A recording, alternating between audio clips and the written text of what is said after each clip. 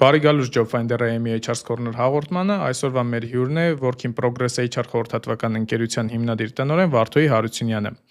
Վարդուհին նաև երկար տարիների HR էքսպերտ է։ Ողջույն Վարդուհի ջան։ Ողջույն Էդուարդ ջան։ Շնորհակալ եմ ձեզ մեզ հյուրընկալվելու համար։ Ես եմ շատ շնորհակալ, ինձ առանձնակի հաճելի է գտնվել այստեղ եւ լինել ձեր հյուրը։ Վարդուհի ջան, եթե հիմա փորձեիք բացատրել, թե ինչու են երկու խելացի մարդիկ ունենում շատ տարբեր կարիերաներ, որը կլիներ առաջին պատճառը, որ կնշեիք։ Առհասարակ իմ աշխատանքային փորձի եւ կարիերայի ընթացքում համոզվել եմ, որ արդյունավետությունը եւ կարիերայի աճը միշտ չէ, որ ուղիղ համեմատական է մարդու խելքի հետ։ Շատ խելացի մարդիկ չեն կարողանում գրանցել կարիերայի աճ, որովհետև չունեն այն հմտությունները, որոնք իրենց թույլ կտան ցույց տալ իրենց խելքը, դրսևորել իրենց աշխատավայրում արդյունավետորեն,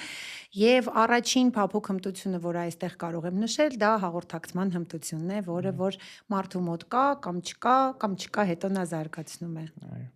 Ու իրեն վաճառելու կարողությունը երևի ավելի շատ։ Այո, իրեն վաճառելու կարողությունը անմիջականորեն կապված է հաղորդակցման հմտության հետ, որովհետև եթե մարդը արդյունավետորեն չի կարողանում հաղորդակցվել, չի ստեղծում ներկայիս մոդայիկ բառը, որ շատ են օգտագործում networking, իհարկե իր անձը դժվար է վաճառում։ Համաձայն եմ։ Վարդուհի ջան, շատերը կարծում են, որ կարիերայում հաղթում են խելացիները։ Ձեր փորձից ավելի շատ կարիերաները փչանում են գիտելիքի պակասից, թե մարդկանց հետ աշխատելու ունակություն չունենալուց։ Ձեր հարցին չեմ կարող միանշանակ պատասխանել, որովհետև խոսքը կարող է գնալ տարբեր պաշտոնների մասին։ Եթե խոսքը գնում է շատ նեղ մասնագիտական տեխնիկական հաստիքի մասին, օրինակ, չգիտեմ, ինժեներներ, ծրագրավորողներ եւ այլն հաստիկներ, որոնք ավելի շատ ենթադրում են նեղ մասնագիտական աշխատանք եւ ոչ հաղորդակցություն, բնականաբար կարիերայի աճը դժվար կլինի գրանցել, եթե աշխատակիցը չունի գիտելիքի թարմացում, եթե չի համապատասխանում շուկայի պահանջներին։ Բայց այն հաստիկները, որոնք առնչվում են մարդկանց, այն հաստիկները, որոնք հենց մարդակենտրոն հաստիկներ են, բնականաբար մեծ տեղ է զբաղեցնում իհարկե մարդկանց հետ հաղորդակցությունը, որովհետև դու կարող ես լինել ֆանտաստիկ, տեսական, զինված, լավ HR մասնագետ, օրինակ կամ մարքետոլոգ, բայց չկարողանաս թիմի հետ աշխատել։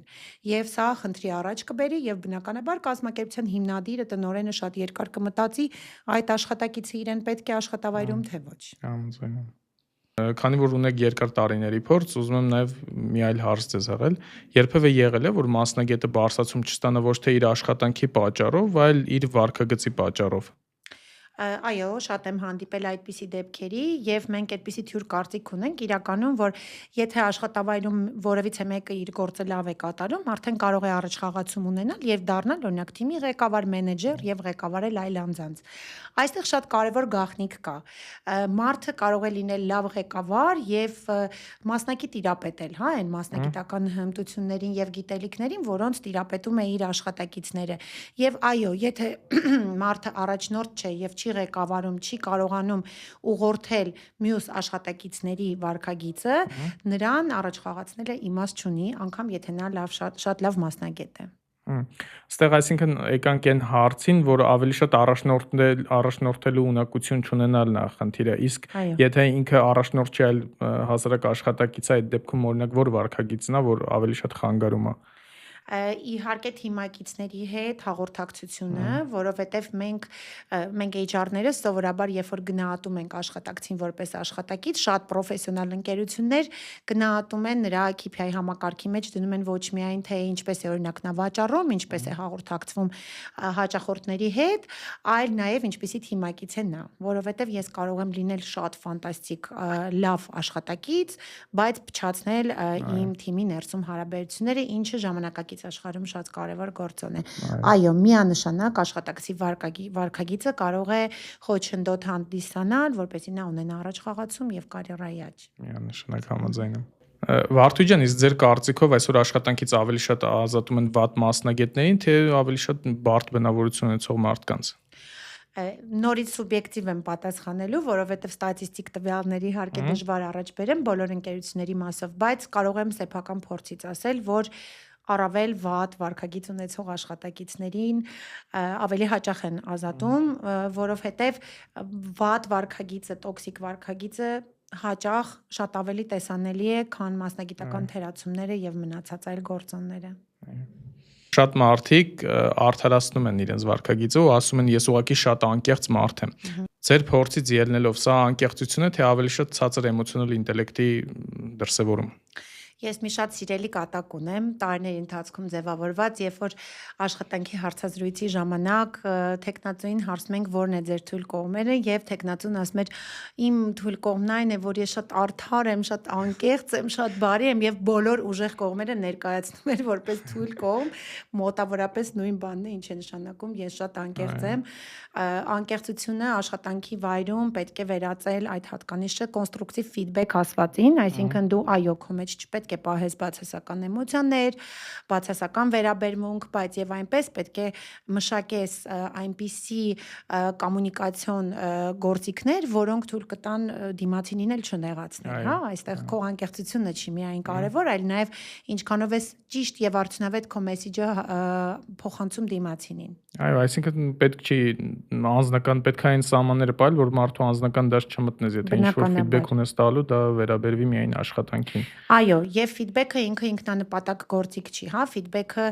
ոչ թե տրվում է, որ ես անկեղծորեն դիմացինին նեղացնեմ կամ իր տեղը ցույց տամ, ֆիդբեքը ես արդյունավետ ֆիդբեքը ենթադրում է, որ ես տալիս եմ, որպեսզի մեր հարաբերությունները ավելի կարգավորվեն եւ ավելի արդյունավետ դառնան։ Այո, մութ կետեր չմնան ոնց որ հարաբերությունները։ Այո, այստեղ իմ էգոն չեմ պաշտպանում, այլ պաշտպանում եմ կորպորատիվ շահը եւ մեր հարաբերությունները։ Վարդուհի ջան, շատ մարդիկ կարծում են, որ էմոցիոնալ ինտելեկտ ունեցող մարդը պետքա լինի միշտ զուսպ, դիվանագետ, շատ հանգիստ։ Իսկ կարող է հենց երբեմն կոշտ ոչ ասելը կամ անհարմար ճշմարտություն ասելը լինել բարձր էմոցիոնալ ինտելեկտի դրսևորում։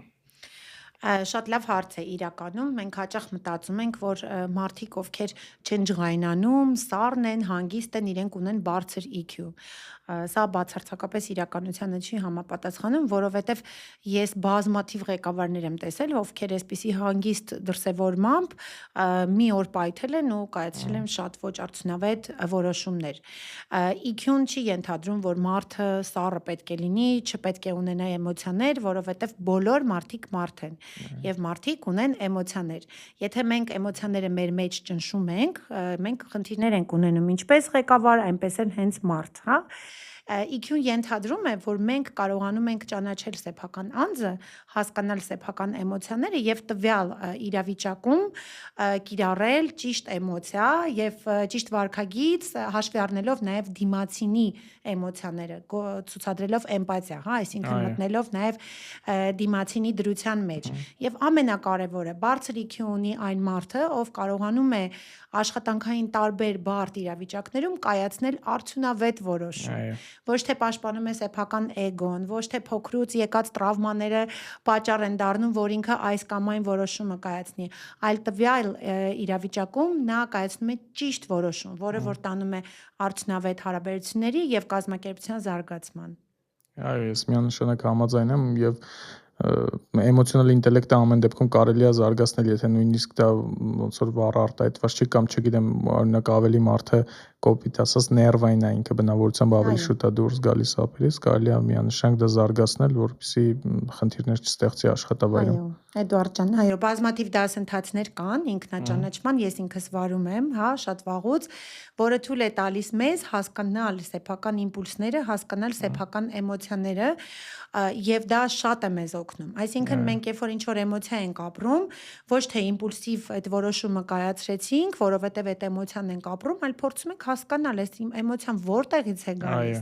որն են աղբյուրները այս էմոցիաների ծագման։ Եվ երբ որ փորձում ենք հասկանալ, շատ ավելի հետաքրքիր է լինում եւ շատ ավելի արդյունավետ եւ օբյեկտիվ ենք լինում տարբեր իրավիճակներում, ոչ միայն աշխատավայրում, այլ նաեւ անձնական հարաբերություններում։ Իսկ այստեղ ձեր կարծիքով ավելի շատ հոգեբանի աշխատանք է, պետք թե HR-ը կարող է ոնց որ ինքը հասկանալ խնդիրը որտեղից է գալիս, օրինակ ինչի է տվյալ մարդը ավելի բռնկուն։ Էդուարդ ջան, իրականում այս հարցն էլ շատ են քննարկում, արդյոք HR-ը պետք է լինի հոգեբան թե ոչ, ասեմ, որ ես դիպլոմավորված հոգեբան եմ նաև, վերջերս եմ ավարտել, բայց շատ երկար տարիներ դիպլոմավորված հոգեբան չեմ եղել եւ աշխատել եմ HR, որովհետև HR-ությունը երկու մակարդակով կարող ենք նայել, հա, մակրո մենեջմենթի եւ միկրո մենեջմենթի մակարդակով։ Եթե մակրո մենեջմենթի HR-ը եւ համակարգեր է ստեղծում, այստեղ մարդկային գործոնը այդքան շատ կարեւոր չի, որտեղ դու համակարգ ես ստեղծում, որտեղ որ մարդն է գալիս է, աշխատում է։ Բայց այսպես թե այնպես հիմնականում HR-ները իրենց աշխատակիցների հետ ունենում են հարաբերություններ եւ այո, հոգեբանական գիտելիքները շատ կարեւոր են այստեղ եւ լավ HR-ը, լավ ղեկավարը նաև ուշադրություն է դարձնում, որ իր անձնակազմից յուրաքանչյուրն ունենա այս հմտությունը։ Անկախ նրանից HR է, ծրագրավորող է, հա, հենց որովհետև աշխատակիցները ինչքան սեփական անձը ավելի լավ են ճանաչում, ինչքան առաջնորդային հմտությունները, մնացած հմտությունները իրենց մեջ զարգացնում են, այդքան ավելի քիչ են հակված նույն էտելի մոդայիկ ասված բըրնաութին, տոքսիկ վարքագծին եւ այլն։ Դրա համար այո, պատասխանն է այո։ Համաձայն եմ։ Իսկ ձեր կարծիքով մարդիկ ավելի շատ աշխատանքից հեռանում են վատ ղեկավարների պատճառով, թե չհասկացված լինելու պատճառով։ Մեկը մյուսի հետ կապ ունի իրականում, պատասխանն է վատ ղեկավարների պատճառով եւ դրանից էլ կարող է բխել սեփական անձը չհասկացված, չգնահատված, չռեալիզացված, բոլոր այն վատ գործոնները, որոնք մարդուն կարող են դրդել դուրս գալ աշխատավայրից, անգամ եթե նրանք նոր աշխատանք չունեն կամ գումարի կարիք ունեն։ Այո, վատ ղեկավարներից հեռանում են շատ հաճախ։ Վարդուհի ջան, շատերը կարծում են, որ ղեկավարը միշտ պետք է հասկանա աշխատակցին, բայց ձեր կարծիքով լինում են դեպքեր, երբ չափից դուրս էմպաթիան վնասում է աշխատանքին ավելի շատ։ Չափից դուրս ամեն ինչ վնասում է աշխատանքին իրականում եւ այո, չափից դուրս էմպաթիան կարող է վնասել աշխատանքին, ղեկավարը առհասարակ իր աշխատանքային գործունեության ընթացքում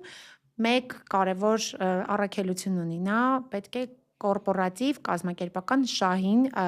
միտված գործողություններ իրականացնի։ Եվ այո, կան մարդկային հարաբերություններ, կան ջերմ մարդկային հարաբերություններ, բայց աշխատակիցը աշխատավայրում է, որպեսզի կազմակերպությունը հասնի իր նպատակներին։ Եվ ջերմ ու էմպաթիկ վերաբերմունքը նույնպես պետք է ուղղված լինի աշխատակցին այն միտումով, որ աշխատակիցը իրականացնի իր աշխատանքային պարտականությունները եւ կորպորատիվ շահը դրանից չտուժի։ Իհարկե, շատ կարեւոր է, որ ղեկավարը ոչ միայն այսպես հա շահադիտական շփվի իր աշխատակիցների հետ, մենք նույնպես գիտենք, որ մարդիկ անձնական կյանքում կարող են ունենալ խնդիրներ եւ ես եթե որպես ղեկավար նաեւ հետաքրքրվում եմ իմ աշխատակցի անձնական կյանքով, օգնում եմ ինչ որտեղ աշխատակիցը կրկնակի եռակի շատ ավելի մոտիվացված կատարում է իր աշխատանքային պարտականությունները եւ ես որպես ղեկավար գնում եմ առաջ դեպի իմ նպատակներ։ Իսկ ըստ ձեզ որտեղ է ավարտվում մարդկային մոտեցումը եւ սկսվում ղեկավարի պատասխանատվությունը արդեն։ Մարդկային մոտեցումը ավարտվում է այն պահին, երբ որ սահմաններ են խախտվում։ Յուրաքանչյուր աշխատակից, ղեկավար հարաբերություններ պետք է ունենան հստակ ձևավորված եւ գծված սահմաններ։ Նույնիսկ եթե ես մոտ եմ շատ իմ թիմակիցների հետ, ես օրինակ կողմնակից եմ դրան եւ միշտ մեծ թիմեր ղեկավարելով իմ անձնակազմը ինձ շատ է այսպես ջերմ վերաբերվել, մինչեւ այսօր ոնց որ շփվում ենք տարբեր ընկերությունների թիմերիս հետ, բայց իմ անձնակազմը միշտ իմացել է, որ մենք ունենք սահմաններ աշխատանքի մեջ եւ այդ սահմանները խախտել իհարկե չի կարելի, սահմանները գծված կարող են լինել ընթացակարգերի, բիզնես process-ների, էթիկայի կանոնների տեսքով եւ յուրաքանչյուր աշխատակից պետք է իմանա ինչ կարելի է իր ղեկավարի հետ քննարկել, ինչպես կարելի է շփվել եւ նմանատիպ գործոններ։ Ու աշխատակիցն էլ պետք է հասկանա, եթե ղեկավարը իր հետ պահում է ջերմ հարաբերություններ, եթե իր ոնց որ անձնական խնդիրներին ոնց որ անուշադիր չի, հետևողական է եւ այլն, դա ավելի շատ պատասխանատվություն է, քան ոնց որ կոպիտ ասած երես առնելու միջոց։ Երես առնելը պետք է համակարգային այսպես կտրել, այսինքն հնարավորություն չտալ, որ աշխատակիցը երես առնի, հստակ չափելով նրա աշխատանքը, հա, այսինքն երբ որ դու արդյունավետություն ես չափում, դժվար է աշխատակցին երես առնել եւ այո, եւ իհարկե կրթել ու զարգացնել աշխատակիցների մեջ պատասխանատվության զգացողությունը, որպեսզի ջերմ եւ լավ վերաբերմունքը միայն մոտիվացնի ել ավելի պատասխանատու լինելուն, քան հակառակը։ Համաձայն եմ։ Վարդուհի ջան, շատ ղեկավարներ ասում են, ես բոլոր աշխատակիցների նկատմամբ նույն վերաբերմունքն ունեմ։ Ըստ ձեզ բոլոր աշխատակիցներին նույն կերպ վերաբերվելը արդար է, թե ոչ։ Ինչքանով է արդար։ Եթե որևիցե մի ղեկավար ասում է, որ բոլորին նույն կերպ է վերաբերվում, նա մի քիչ ստում է ու անկեղծ չի իրականում, այո, որովհետև ամեն դեպքում մենք մարդ ենք եւ ունենք, հա, ոնց որ մեր ինտուիտիվ վերաբերմունքը մեկին մի քիչ շատ ենք սիրում, մեկին մի քիչ ենք սիրում։ Բայց այստեղ էլի կարևոր է, որպեսզի մենք առաջնորդվենք կանոններով, որոնք որ ֆիքսել ենք մեր կազմակերպության շրջանակներում։ Այսինքն, եթե ես ասում եմ, որ չի կարելի ուշանալ աշխատանքից, բոլորին չի կարելի ուշանալ աշխատանքից, սկսած ինձնից, եթե ես նույնպես աշխատակից եմ։ Եթե ես որևիցե մի կանոն եմ սահմանում, պահպանում եմ բոլոր աշխատակիցների պարագայում, սա նշանակում է, որ ես հավասար եմ վերաբերվում, հա։ Մնացած ներքին, հա, չգիտեմ, իմ ջերմ վերաբերմունքը մեկի նկատմամբ եւ ոչ այդքան ջերմ վերաբերմունքը մյուսի նկատմամբ այդքան կատաստրոֆիկ չեն, եթե դրանք արդարության գաղափարին չեն հակասում, եթե դրանք թույլ չեն տալիս մեկ աշխատակցին դեմոտիվացվել եւ ասել, որտես նրան կարելի է, ինձ չի կարելի։ Եւ եթե ընդգծված չի շատ ինչ որ Այո, եւ եթե ընդգծված շատ ընդգծված է այդ տարբերությունը դնելը ոնց որ կոպիտ ասած։ Այո, լինում են դեպքեր, երբ ընդգծված է, երբ որ ղեկավարը օրինակ ինչ որ աշխատակցի որպես լրտես է պահում, համարում է, որ նա իր, չգիտեմ, մտերիմն է, բայց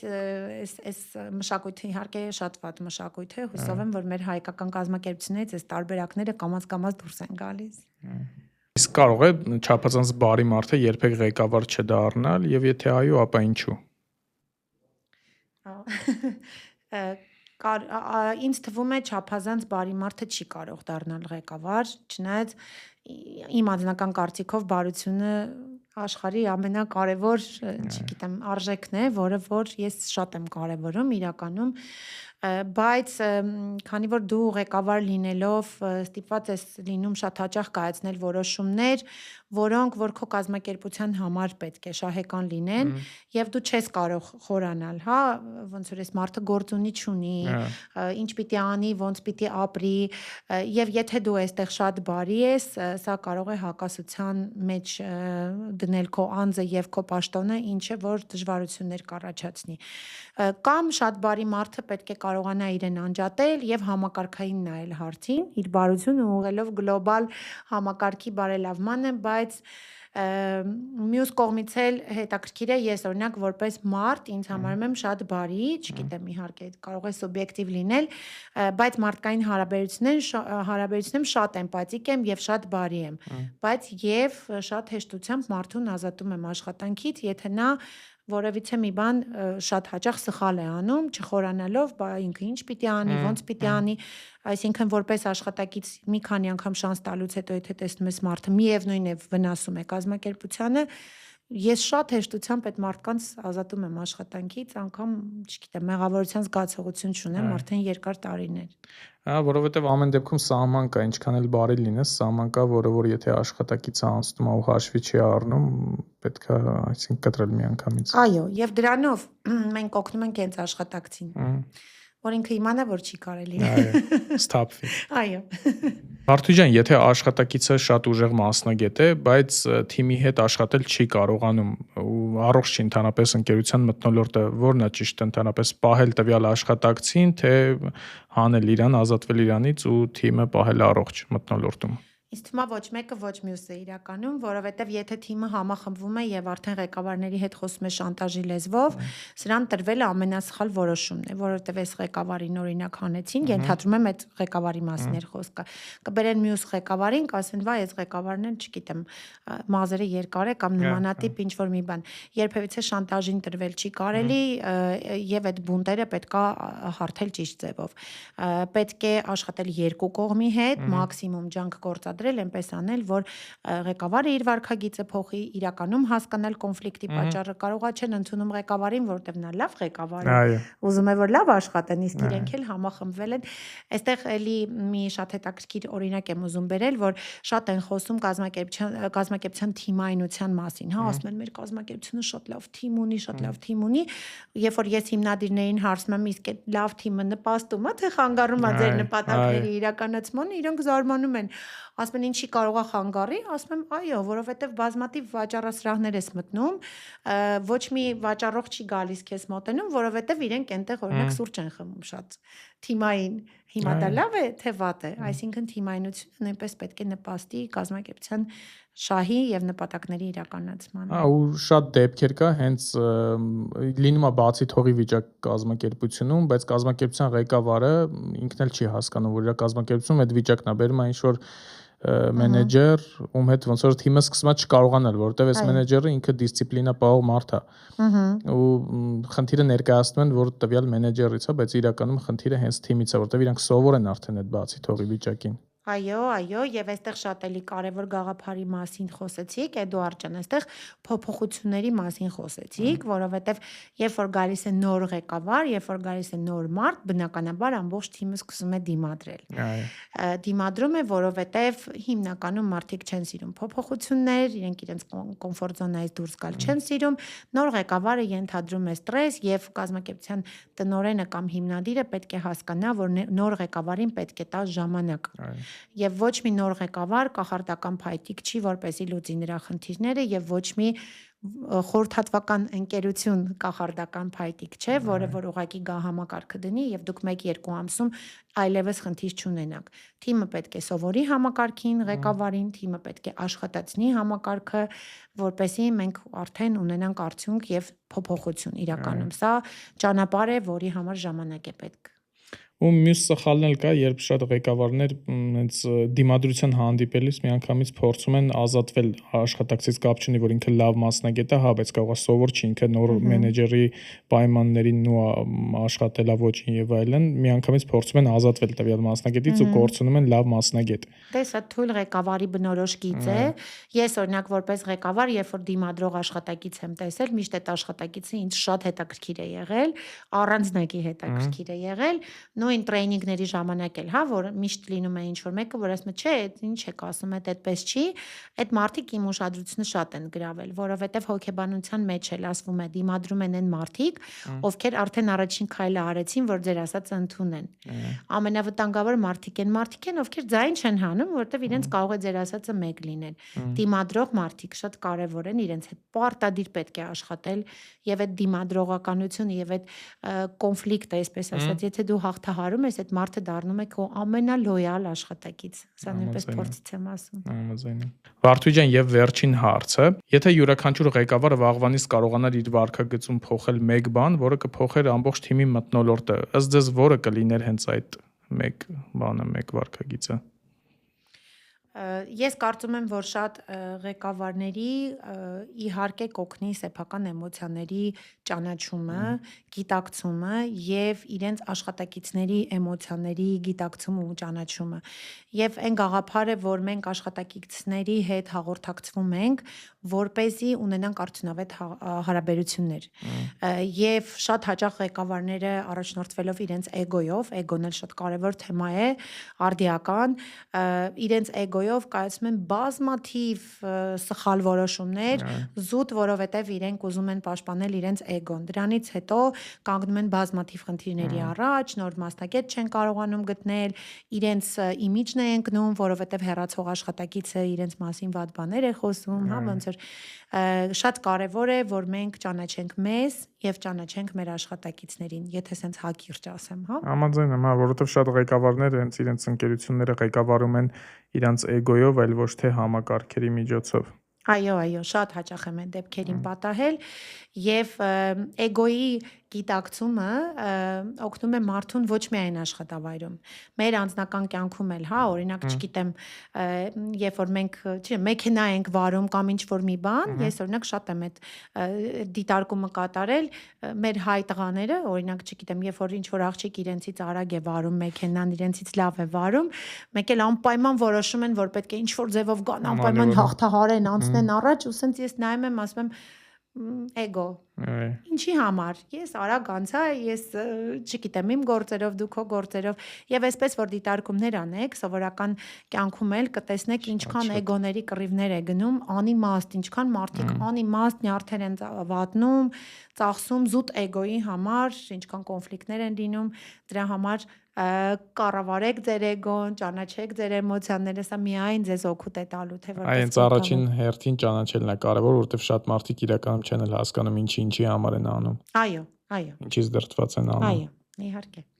Բարդու ջան, այսքանն էին հարցերը, հիմա անցնենք մեր բլից հարցերին։ Ավելի կարևոր է բարձր IQ-ն, թե բարձր էմոցիոնալ ինտելեկտը։ Վերջին տարիներում արդեն ամբողջ աշխարհում ավելի կարևորում են EQ-ն, բարձր էմոցիոնալ ինտելեկտը։ Անկեղծություն, թե դիվանագիտություն։ Դիվանագիտություն, որովհետև դիվանագիտության արդյունքում են ձևավորվում արդյունավետ հարաբերություններ։ Ես այսպիսին եմ, բնավորություն, թե արդարացում։ Եվ բնավորություն, եւ արդարացում, եւ անիմաստ խոսքեր։ Ես այսպիսին եմ նշանակում է ես պատրաստ չեմ փոխվել, իսկ սա նշանակում է ռեգրես։ Լավ ղեկավարը պետք է ավելի շատ սիրվի, թե հարգվի։ Երկուսը իրար հետ, որովհետև եթե մարդուն սիրում ես, հիմնականում սերը վերածվում է նաև հարգանքի։ Մեկ միֆ էմոցիոնալ ինտելեկտի մասին, որը կուզեիք մարդիկ այլևս չհավատային։ Որ բարձր էմոցիոնալ ինտելեկտ ունեցող մարդիկ երբեք ցույց չեն տալիս իրենց էմոցիաները, սա իհարկե միֆ է։ Այո, մարդիկ մտածում են, եթե բարձր էմոցիոնալ ինտելեկտ ունի, ուրեմն պետք է ռոբոտի կյանքով ապրի, այո, ոչ մի կերպ չարտահայտվի։ Ռոբոտ չէ, բարձր էմոցիոնալ ինտելեկտ ունեցող մարդը այլ մարդ է, որը որ գիտի ինչ է զգում եւ ընտրում է այն էմոցիան, որը որ տվյալ պահին ճիշտ է կիրառել հարաբերությունների ընթացքում։ Բարդու ջան, այսքանով ավարտվեց մեր հաղորդումը, եւս մեկ անգամ շնորհակալ եմ մեզ հյուրընկալվելու համար։ Ես էլ եմ շատ շնորհակալ, շատ մեծ բավականություն ստացա հարցազրույցից։ Նմանապես, շնորհակալություն, ստեսություն։